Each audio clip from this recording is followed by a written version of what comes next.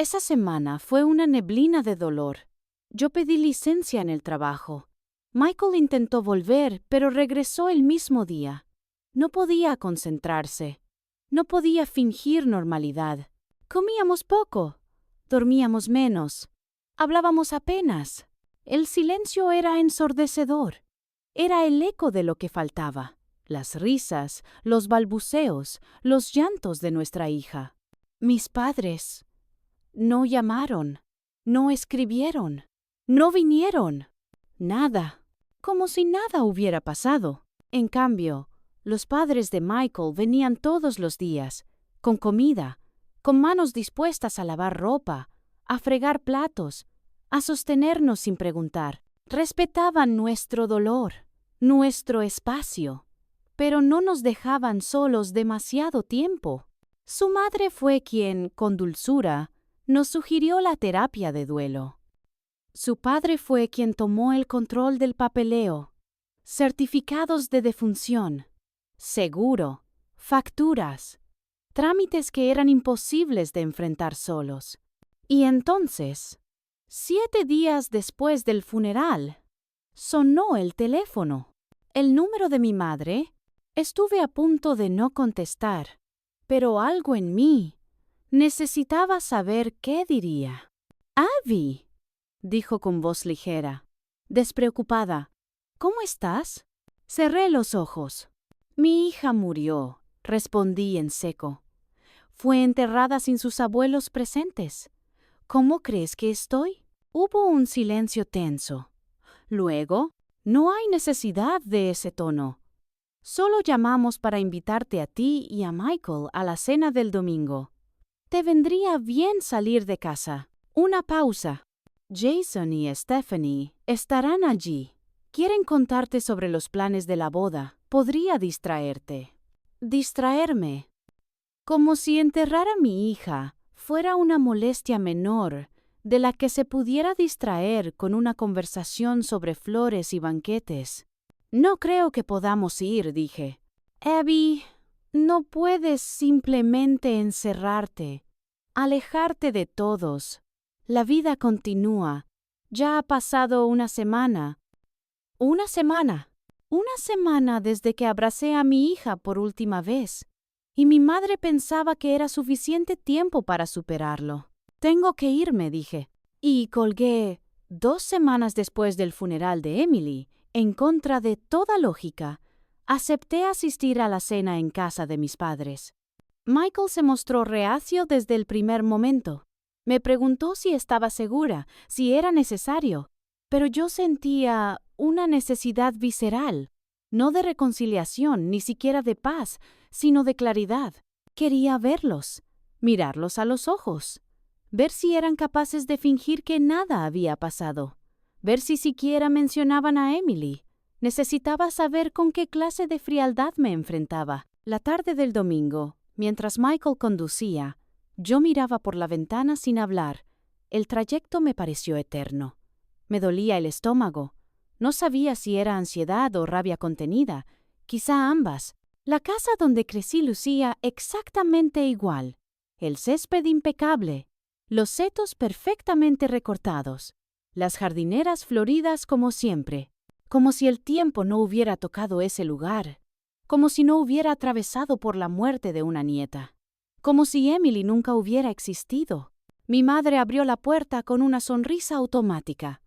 Llevaba un vestido floreado, perlas en el cuello y una copa de vino blanco en la mano. «Abby, Michael, pasen, pasen. La cena está casi lista». Nos besó en la mejilla con cuidado, como si fuéramos conocidos en una reunión formal. Nada en su expresión mostraba la tragedia que acabábamos de vivir. «Jason nos estaba mostrando el lugar que están considerando para la recepción», dijo con entusiasmo, guiándonos al salón. «Es absolutamente impresionante».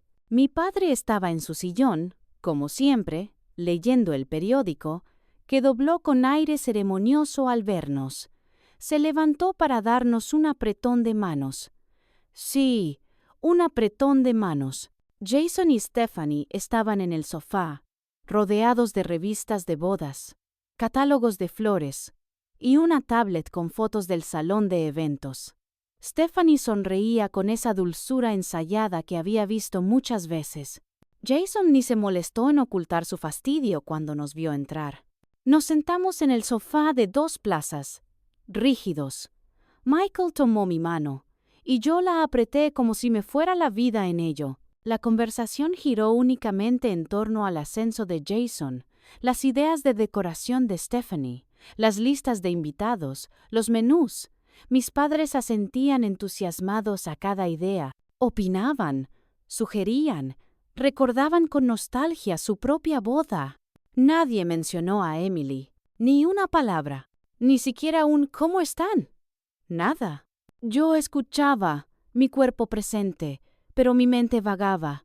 Sentía que estaba observando una obra de teatro absurda, surrealista, como si yo fuera una extraña en mi propia familia. Durante la cena, mi madre sirvió roast beef y pudín Yorkshire, el plato favorito de Jason. Lo dijo con orgullo. Jason, te preparé lo que más te gusta. Yo no tenía apetito. Michael apenas tocó su plato. Mi madre no lo notó. Y entonces, durante el postre, ya no pude más. Levanté la vista y con voz serena pero firme, interrumpí la conversación. El funeral de Emily interfirió con tu fiesta en la piscina. Silencio. La mesa se congeló. Jason frunció el ceño. Stephanie bajó la mirada. Y así, casi con timidez, aceptamos ver a una terapeuta de duelo. Su nombre era la Dra. Patrice. La primera sesión fue difícil.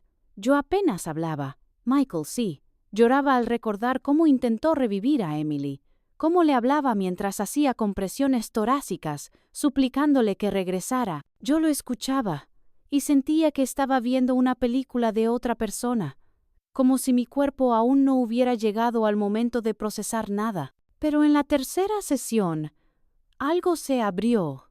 Fue cuando la Dra.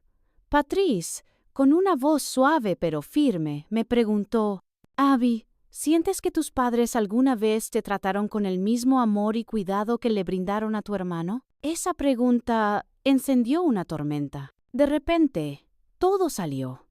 Las comparaciones, los olvidos, las palabras que me tragaba para no parecer exagerada, las fiestas para Jason, las excusas para no venir a mis logros, el fondo universitario que me dieron a medias, las frases sutiles que me reducían a un papel secundario en mi propia vida. La Dra. Patrice me habló de patrones familiares, de dinámicas donde uno de los hijos es el niño de oro y el otro el chivo expiatorio. Me explicó cómo la estructura emocional de una familia puede girar en torno al brillo de uno, mientras los demás deben hacerse invisibles para que todo siga funcionando. Y yo lo entendí, no con la cabeza, sino con el alma. Entendí que lo del funeral no fue un accidente. Fue la culminación de toda una vida siendo tratada como si mi existencia pesara menos. ¿Qué puedo hacer con este conocimiento?, le pregunté una tarde. Estaba exhausta, rota, pero también dispuesta. La Dra. Patrice me miró a los ojos y respondió con calma: Depende de ti. Algunas personas eligen el contacto limitado, con límites muy claros. Otras necesitan cortar la relación por completo. ¿Qué necesitas tú? Me quedé en silencio.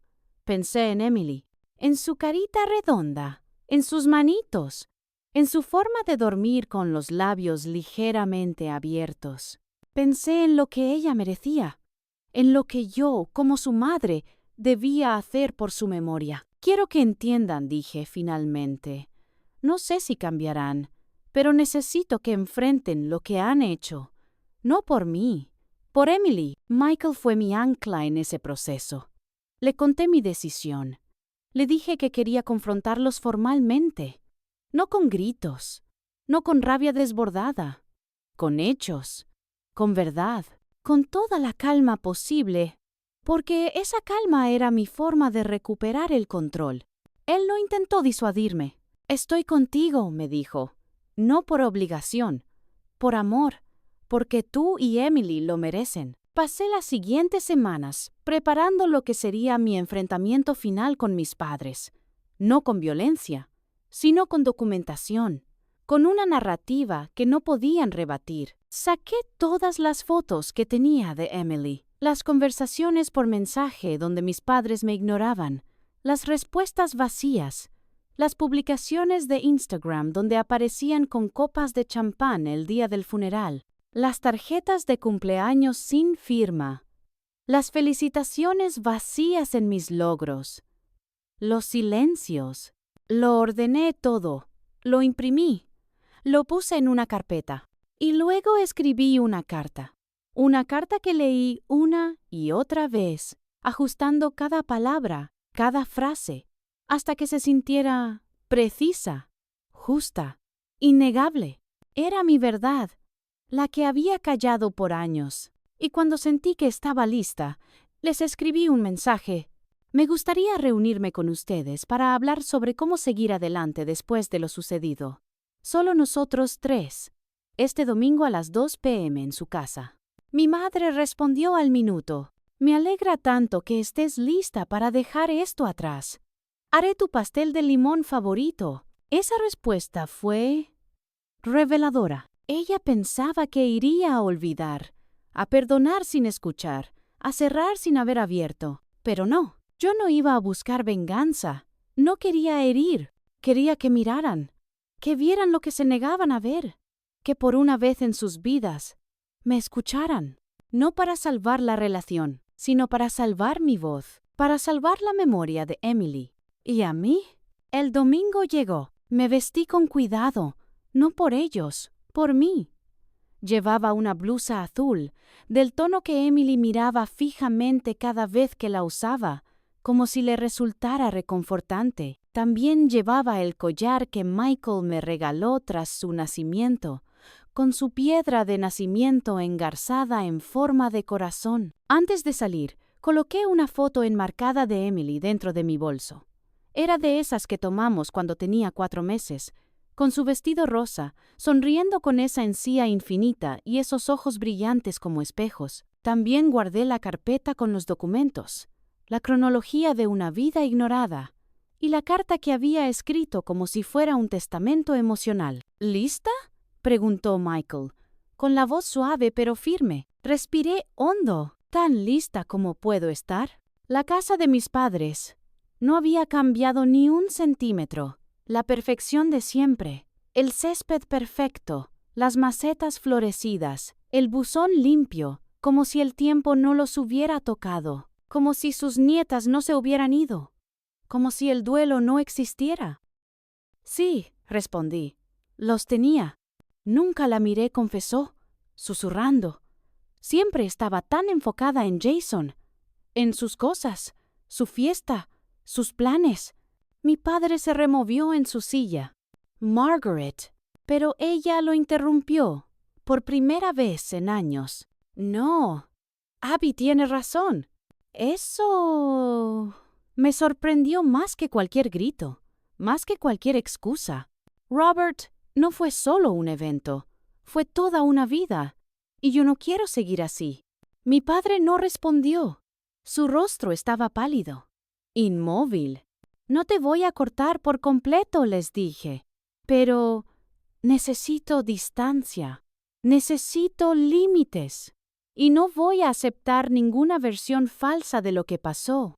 ¿Y ahora qué?, preguntó mi madre. Ahora, ustedes deciden. Pueden quedarse cómodos en su versión, o pueden empezar a mirarse, a ver qué hicieron. Y si algún día están listos para asumirlo, para cambiar, para reconstruir, entonces hablamos. Me levanté, tomé la carpeta, el marco con la foto, el bolso. Abby, por favor, susurró mi madre cuando me dirigía a la puerta. No te vayas así. Me giré. No me estoy yendo, mamá. Estoy justo donde siempre he estado.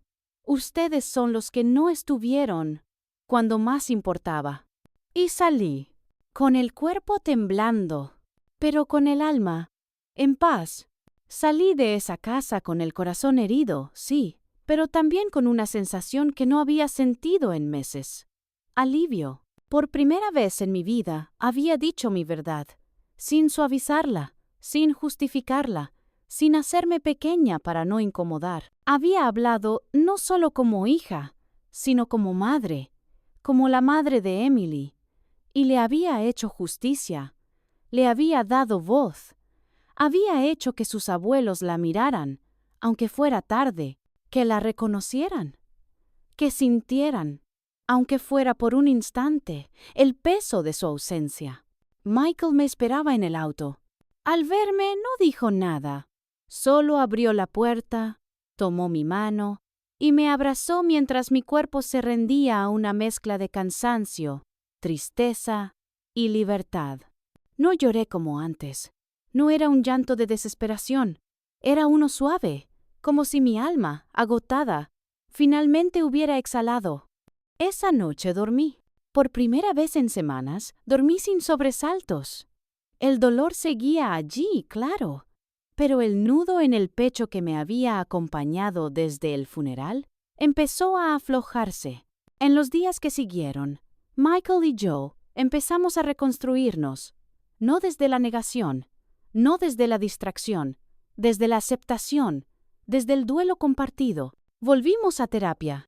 Esta vez con más apertura. Hablamos de Emily, de sus risas, de sus sonidos, de cómo olía después del baño, de sus manitas sujetando mi dedo, de cómo su partida no solo rompió nuestro mundo, también nos enseñó a ver todo con una profundidad nueva. Transformamos su habitación, no como un santuario congelado en el tiempo, sino como un lugar vivo, lleno de memoria y ternura.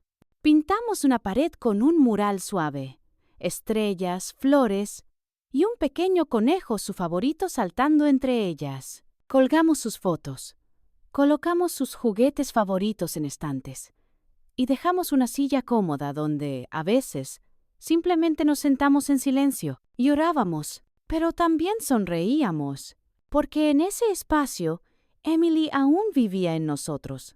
La relación con mis padres entró en pausa. No hubo llamadas, ni reproches, ni intentos de forzar una reconciliación rápida. Por primera vez, ellos también guardaron silencio. Y eso, aunque duro, fue necesario. 3 veces por semana, asistía a un grupo de apoyo para padres en duelo. Allí encontré algo que no sabía que necesitaba: conexión, gente que entendía, que no miraba con lástima, sino con complicidad, gente que había caminado ese mismo sendero oscuro. Fue allí donde conocí a Rachel, una joven madre que había perdido a su hijo por un defecto cardíaco. Un día, rompió en llanto porque su suegra le había dicho que, al menos, era pequeño y que podían intentarlo de nuevo. Yo tomé su mano. Mis padres se perdieron el funeral de Emily, le dije. Estaban en una fiesta. Dijeron que era solo un bebé. Sus ojos se agrandaron. Su rostro se estremeció. ¿Y qué hiciste? Les hice enfrentarlo. Y luego empecé a sanar. No porque ellos cambiaran, sino porque decidí que el dolor de mi hija merecía ser reconocido con dignidad, incluso si solo era por mí. La sanación no fue lineal. Hubo recaídas. Hubo noches de insomnio. Hubo días en los que miraba el monitor de bebé sin razón, solo por costumbre, por reflejo, pero también hubo avances. Michael y yo volvimos a salir a caminar, a cocinar juntos, a ver películas, incluso si llorábamos más de lo que reíamos. Y empezamos, tímidamente, a hablar del futuro. No de reemplazar. Nunca. Emily era y siempre sería única. Pero sí de expandir, de permitir que nuestro amor no muriera con ella, de imaginar una vida donde su memoria conviviera con nuevas esperanzas. Yo volví al hospital. La primera vez que caminé por el pasillo de pediatría, sentí que me partía por dentro. El llanto de un bebé me paralizó, pero una enfermera me abrazó. No dijo nada, solo me sostuvo. Y eso bastó para dar el siguiente paso. Volví, poco a poco. Y luego, sin darme cuenta, me ofrecí como voluntaria para una organización local que acompaña a padres que han perdido bebés. Allí, mi dolor encontró propósito. Cada historia que escuchaba, cada madre que lloraba en mis brazos, era un tributo silencioso a Emily. Su corta vida había sembrado una semilla, y yo la estaba haciendo florecer. 3 meses después del funeral, recibí una carta. Era de mi padre, escrita a mano. Abby, nunca he sido bueno para expresar emociones, pero después de lo que dijiste, después de ver la cronología, después de hablar con los tíos y leer tu carta una y otra vez, ya no puedo negarlo. Nos equivocamos. No espero perdón. Solo quiero que sepas que te escuché y que lo siento. Mucho. No era perfecta, pero fue un inicio. Una semana después, mi madre envió un paquete. Dentro había un pequeño adorno de cristal con el nombre de Emily y la fecha de su nacimiento. Lo acompañaba una nota. Debí estar ahí. Lamento no haberlo hecho. Te amo. A ella también. No contesté de inmediato, pero lloré. Lloré porque era la primera vez que la reconocía a Emily. No como el bebé, no como eso que pasó, como Emily, con su nombre, su identidad, su lugar. Seguimos con límites, con espacio, con encuentros cuidadosos. No fue una reconciliación mágica, pero fue humana. Y ese fue el mayor acto de sanación. No porque el dolor se fuera, sino porque ya no caminaba sola con él. Porque la verdad, una vez dicha, no puede desdecirse. Y porque la memoria de Emily, ahora sí, estaba siendo honrada. Con amor, con presencia y con justicia.